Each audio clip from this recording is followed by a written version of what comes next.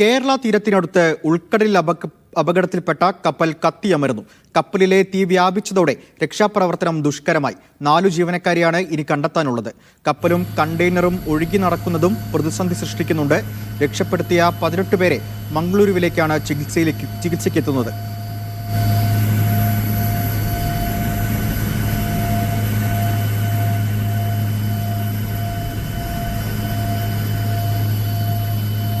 തിരുവനന്തപുരത്ത് നിന്ന് സിജോ വിജോണും കൊച്ചിയിൽ നിന്ന് സിജോ വർഗീസും ചേരുന്നുണ്ട്. സിജോ വിജോൺ, ഈ അപകടത്തിന്റെ വ്യാപ്തി ഇപ്പോൾ എത്രത്തോളമുണ്ട്? കപ്പലിന്റെ ഒരു അവസ്ഥ എന്താണ് എന്നാണ് നമുക്ക് കിട്ടുന്ന വിവരങ്ങൾ?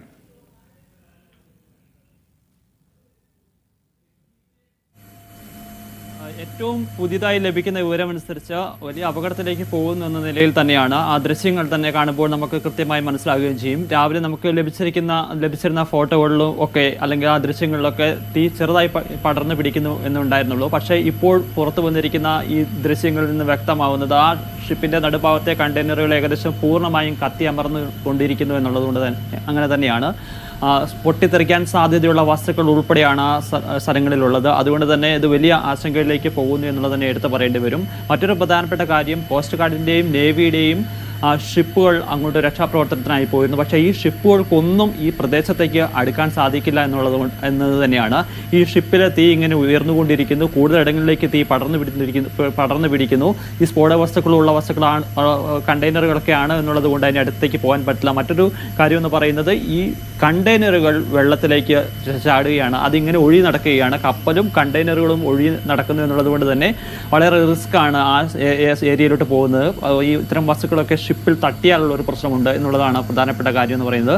മറ്റൊരു കാര്യം എന്ന് പറയുന്നത്, ഇത്രയും തീ ഉയർന്നു പോകുന്നു എന്നുള്ളത് കൊണ്ട് തന്നെ ഇവർക്ക് മറ്റ് ബോട്ടുകളിലൊക്കെ ഈ ഷിപ്പിനടുത്തേക്ക് എത്താൻ സാധിക്കുന്നതിന് ഭയങ്കര ബുദ്ധിമുട്ടുണ്ട്. നേരത്തെ MSC എൽസ ഷിപ്പൊക്കെ ചെരിഞ്ഞു നിൽക്കുന്നു എന്നുള്ള സാഹചര്യം ഉണ്ടായിരുന്നുള്ളൂ. ആ ഷിപ്പിലേക്ക് ഈ കയറുന്നതിനൊക്കെ അത്ര പ്രശ്നമുണ്ടായിരുന്നില്ല. പക്ഷേ ഇത് തീ ഉയർന്നു വരുന്നു എന്നുള്ളത് കൊണ്ടും തീ കൂടുതൽ ഇടങ്ങളിലേക്ക് വ്യാപിക്കുന്നു എന്നുള്ളത് കൊണ്ട് തന്നെ അങ്ങോട്ട് കയറുന്നതിനും അതിനടുത്തേക്ക് പോകുന്നതിനും വലിയ ദുഷ്കരമായി നിലനിൽക്കുന്നു എന്നുള്ളതുകൊണ്ടാണ്. ഇപ്പോൾ കാലാവസ്ഥ മോശമാകുന്നു, അതോടൊപ്പം തന്നെ ഇരുട്ട് വരുന്നു. അതുകൊണ്ട് തന്നെ രക്ഷാപ്രവർത്തനങ്ങൾ കൂടുതൽ ബുദ്ധിമുട്ടാകുന്നുണ്ട്. പക്ഷേ ഈ രാത്രിയും ഈ തീ അണയ്ക്കാനുള്ള ശ്രമങ്ങൾ നേവിയും അതോടൊപ്പം തന്നെ കോസ്റ്റ് ഗാർഡും തുടരുകയും ചെയ്യുകയാണ്. ഏറ്റവും ആശ്വാസകരമായൊരു കാര്യം എന്ന് പറയുന്നത്, ഇതിലുണ്ടായിരുന്ന 18 പേരുമായി ഇപ്പോൾ നേവിയുടെ ഷിപ്പ് ഇങ്ങോട്ട് മംഗലാപുരത്തേക്ക് തിരിച്ചിട്ടുണ്ട്. ഏകദേശം 4 മണിക്കൂറിനകം അത് മംഗലാപുരത്ത് എത്തുമെന്നാണ് അറിയുന്നത്. ഒരു 10 മണിയോടുകൂടി തന്നെ അവിടെ എത്തും എന്നുള്ളതാണ്. ആളുകളെ പരമാവധി സുരക്ഷിതമായി എത്രയും വേഗത്തിൽ എത്തിക്കാനുള്ള ഒരു നടപടിയിലേക്ക് കടക്കുന്നു. അതിൽ ഒരാളുടെ പരിക്ക് ഗുരുതരമാണ്. അയാൾക്ക് അവിടെ എത്തിച്ചതിന് ശേഷം തുടർ ചികിത്സ നൽകാൻ വേണ്ടി തന്നെയാണ് ഇപ്പോൾ തീരുമാനത്തിലെത്തിയിരിക്കുന്നത്. ഉണ്ടായിട്ട് ഇപ്പോൾ 8 മണിക്കൂർ പിന്നിട്ടു. ഇപ്പോൾ രക്ഷാപ്രവർത്തനം എത്രത്തോളം പുരോഗമിച്ചിട്ടുണ്ട്? എത്ര പേരെ രക്ഷപ്പെടുത്താനായിട്ടുണ്ട്? കടലിൽ വീണ 4 പേരെ പറ്റി എന്തെങ്കിലും വിവരങ്ങൾ ലഭിച്ചിട്ടുണ്ടോ? സച്ചിൻ, ഏറ്റവും പ്രധാനമായും 2 രീതിയിലാണ് ഈ രക്ഷാപ്രവർത്തനം പുരോഗമിക്കുന്നത്. ഏറ്റവും പ്രധാനമായിട്ടുള്ളൊരു കാര്യം, ഈ കപ്പലിൽ ഉണ്ടായിരുന്ന ആളുകളെ രക്ഷപ്പെട്ട 18 പേരെ അവരുമായി ഈ ഷിപ്പ് മംഗലാപുരത്തേക്ക് പോയിട്ടുണ്ട്. അവരെ എത്രയും പെട്ടെന്ന് അവിടെ എത്തിച്ച് വൈദ്യസഹായം ലഭ്യമാക്കുക എന്നുള്ളതാണ്. മറ്റൊന്ന്, തീ നിയന്ത്രണ വിധേയമാക്കുക എന്നുള്ളതാണ്. പക്ഷേ ഇപ്പോൾ ഏറ്റവും ഒടുവിൽ പുറത്തു വരുന്ന ദൃശ്യങ്ങൾ പ്രകാരം നമ്മൾക്കത് കണ്ടാൽ മനസ്സിലാവും, വളരെ അപകടകരമായ ഒരു സാഹചര്യത്തിലേക്കാണ് പോയിക്കൊണ്ടിരിക്കുന്നത്. തീ നിയന്ത്രണ വിധേയമല്ല. തീ വളരെയധികം വലിയ രീതിയിലേക്ക് വ്യാപിക്കുന്നു എന്നുള്ളതാണ് ഏറ്റവും ആശങ്ക വളർത്തുന്ന കാര്യം. ഈ രക്ഷാപ്രവർത്തനം നടത്തുന്നവർക്ക് ഈ കപ്പലിൻ്റെ അടുത്തേക്ക് എത്താൻ പോലും പറ്റാത്ത ഒരു സാഹചര്യമാണുള്ളത്. മറ്റൊരു പ്രധാന കാര്യം, 4 പേരെ കണ്ടെത്തുക എന്നുള്ളതാണ്. ഇവർ ഈ കപ്പലിൽ ഉണ്ടോ എന്നുള്ളത് സംശയമാണ്. ഇവിടുന്ന് പുറത്തേക്ക് ചാടി അവർ വേറെ ഏതെങ്കിലും തരത്തിലേക്ക് രക്ഷപ്പെടാനുള്ള സാധ്യതയുണ്ടോ, അല്ലെങ്കിൽ മറ്റെങ്ങോട്ടെങ്കിലും മാറിയിട്ടുണ്ടോ എന്നുള്ള കാര്യങ്ങളിലും ഒരു വ്യക്തത വരുത്തേണ്ടതുണ്ട്. ഈ ഇത്തരത്തിൽ രക്ഷാപ്രവർത്തനം പുരോഗമിക്കുന്നത്. ഏറെ ആശങ്ക ഉണർത്തുന്ന കാര്യം, ഇപ്പോൾ ഈ ഒരു കാലാവസ്ഥ തന്നെയാണ്. സമയം ഇരുട്ട് മൂടുന്നു, രാത്രിയാവുന്നു. ഇനി എങ്ങനെയായിരിക്കും പോവുക? പ്രത്യേകിച്ച് ഈ കണ്ടെയ്നറുകളിൽ ഉള്ളത് തീ പിടിക്കാവുന്ന സാധനങ്ങളാണ് ഈ കണ്ടെയ്നറിൽ ഉള്ളത്. ഒപ്പം തന്നെ വിഷാംശമുള്ള വസ്തുക്കൾ ഉണ്ട്. ഈ പുക വലിയ രീതിയിൽ കണ്ടെയ്നറുകളിൽ തീ പടർന്നിരിക്കുന്നു. വലിയ രീതിയിൽ പുക ഉയരുന്നുണ്ട്. ഈ പുക എത്രമാത്രം പ്രതിസന്ധി ഉയർത്തുന്നു തുടങ്ങിയ കാര്യങ്ങളെല്ലാം തന്നെ വലിയ രീതിയിൽ ആശങ്ക ഉളവാക്കുന്നുണ്ട്. ഈ കപ്പലിലേക്ക് ഈ രക്ഷാപ്രവർത്തകർക്ക് എത്താൻ പറ്റുന്നില്ല എന്നുള്ളതാണ് ഏറ്റവും പ്രധാനമായിട്ടുള്ള ഒരു ആശങ്കയെ നിലനിൽക്കുന്ന കാര്യം. മറ്റൊന്ന്, ഈ കാലാവസ്ഥ. ഈ അപകടത്തിൽപ്പെട്ടവരെ ഏതു രീതിയിൽ കരക്കെത്തിക്കാനാണ് ഇപ്പോൾ ശ്രമം? ഹെലികോപ്റ്ററിലാണോ അതോ നേവിയുടെ ഏതെങ്കിലും രക്ഷാപ്രവർത്തനത്തിലുള്ള കപ്പലിലോ ബോട്ടിലോ അങ്ങനെ എന്തെങ്കിലും വിവരങ്ങളുണ്ടോ? നിലവിൽ INS സൂറത്തിൽ ആ കപ്പലിലേക്ക് ഇവരെ മാറ്റിയിട്ടുണ്ട്. അവർ അതുവഴി നേരെ മംഗലാപുരത്തേക്ക് കപ്പലിൽ തിരിക്കുക എന്നുള്ളൊരു നിർദ്ദേശമാണ് നിലവിൽ നൽകിയിട്ടുള്ളത്. പക്ഷേ ഇതിനിടയിൽ ഇവരിൽ ഒരാളുടെ നില ഗുരുതരമാണ് എന്നുള്ളത് പറയുന്നു. പ്രത്യേകിച്ച് തീപിടിച്ച ഒരു കപ്പലിൽ നിന്ന് ആണ് ഇവരെ പുറത്തേക്ക് ചാടിയിട്ടുള്ളതും അവരെ രക്ഷപ്പെടുത്തിയിട്ടുള്ളതും. അതുകൊണ്ട് തന്നെ ഈ 18 പേരിൽ ഇവരെ എത്രയും വേഗം വൈദ്യസഹായം നൽകുക, മതിയായ ഏതെങ്കിലും സാഹചര്യത്തിൽ അത് ഹെലികോപ്റ്റർ എത്തിച്ച ആ വഴിയാണെങ്കിൽ എയർലിഫ്റ്റ് ചെയ്യുക, ആ വഴി ഇവരെ എത്രയും വേഗം ആശുപത്രിയിൽ എത്തിക്കാനുള്ള സാധ്യത തേടുന്നുണ്ട്.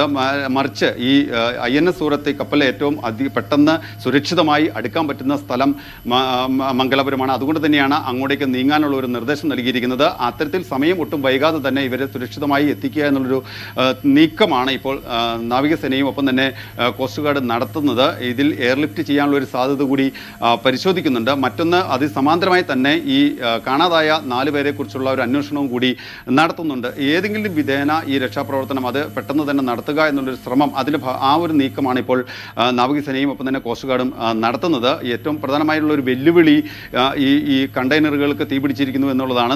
100-ലധികം കണ്ടെയ്നറുകൾ ഈ കപ്പലിലുണ്ട്. നിരവധി ഈ കണ്ടെയ്നറുകളിലുള്ള വസ്തുക്കളെല്ലാം തന്നെ അപകടം ഉളവാക്കുന്ന അല്ലെങ്കിൽ പ്രകൃതിക്ക് ദോഷകരമായുള്ള അവസ്ഥയാണ്. തീപിടുത്തത്തിന് കാരണമാകുന്ന സാധനങ്ങളാണ്, വിഷാംശമുള്ള സാധനങ്ങളാണ്. ഈ പുക അത് വലിയ രീതിയിൽ ഉയരുകയും ചെയ്യുന്നുണ്ട്. ആ കപ്പലിനടുത്തേക്ക് എത്താൻ പറ്റാത്ത ഒരു സാഹചര്യമാണ് ഏറെ പ്രതിസന്ധി ഉളവാക്കുന്ന ഒരു കാര്യം. അതുകൊണ്ട് തന്നെ ഇത്തരം കാര്യങ്ങളെല്ലാം തന്നെ ഒരു കൂടിയാലോചനകൾ നടത്തി അതുമായി ബന്ധപ്പെട്ട നടപടിക്രമങ്ങളാണ് ഇപ്പോൾ പുരോഗമിക്കുന്നത്. രക്ഷാപ്രവർത്തനം നടത്തുമ്പോൾ ഏതാണ്ട് 10 മണിക്കും 12 മണിക്കും ഇടയിൽ ഈ രക്ഷപ്പെടുത്തിയ ആളുകളുമായി പൂർണ്ണമായും മുങ്ങുക എന്നുള്ള അത് മുന്നിൽ കണ്ടിട്ടുള്ള ഒരു രക്ഷാപ്രവർത്തനമാണോ, അങ്ങനെയാണോ ഇപ്പോൾ രക്ഷാപ്രവർത്തനം മുന്നിൽ കാണുന്നത്? കപ്പൽ പൂർണ്ണമായും മുങ്ങുമെന്നാണ് അവരുടെ ബോധ്യം.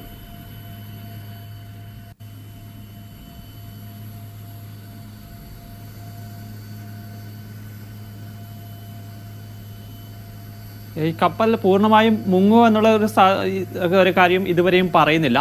പക്ഷേ ഈ അതിനുള്ളൊരു സാഹചര്യത്തിലേക്ക് പോകാൻ ഉള്ളൊരു സാധ്യതകൾ നിലനിൽക്കുകയും ചെയ്യുന്നുണ്ട്. കാരണം നമ്മൾ കഴിഞ്ഞ തവണ ഇതിന് മുൻ അപകടത്തിൽപ്പെട്ട MSC എൽസ ഷിപ്പിൻ്റെ സ്ഥിതിയൊക്കെ നമ്മൾ കാണുകയും ചെയ്തതാണ്. അത് കണ്ടെയ്നർ അല്പം ചെരിയുന്നു, പിന്നീട് കാലാവസ്ഥ പ്രതികൂലമാകുന്നു, അതിനുശേഷം അത് പൂർണ്ണമായും ചെരിഞ്ഞു പോകുന്ന ഒരു സാഹചര്യം നിലനിൽക്കുകയും ചെയ്യുന്നുണ്ട്. അങ്ങനെ ഒരു റിസ്ക് ഫാക്ടർ നിലനിൽക്കുകയും ചെയ്യുന്നുണ്ട്. പക്ഷേ ഇവിടെ ഏറ്റവും പ്രധാനപ്പെട്ട കാര്യം എന്ന് പറയുന്നത് ഈ കണ്ടെയ്നറുകളിൽ കൂടുതൽ തീ ഇങ്ങനെ പടർന്നു പിടിക്കുന്നു എന്നുള്ളത് തന്നെയാണ്. കൂടുതൽ കണ്ടെയ്നറുകളിലേക്ക് തീ പടരുകയാണെന്നുണ്ടെങ്കിൽ അത് വലിയ പൊട്ടിത്തെറിയിലേക്ക് പോകാനുള്ള ഒരു സാധ്യതയാണ് നിലനിൽക്കുകയും ചെയ്യുന്നത്. ഇപ്പോൾ അത്തരത്തിലുള്ള ചെറിയ രീതിയിലുള്ള പൊട്ടിത്തെറികൾ ആ കണ്ടെയ്നറുകളിൽ ഉണ്ടായിട്ടുണ്ട് എന്നുള്ളതാണ്. പക്ഷേ അതിനേക്കാൾ വലിയ പൊട്ടിത്തെറികൾ ഉണ്ടാവാൻ പറ്റുന്ന സ്ഫോടക സാധ്യതയിലുള്ള വസ്തുക്കളാണ് കൂടുതൽ അതിൽ ഉള്ളത്.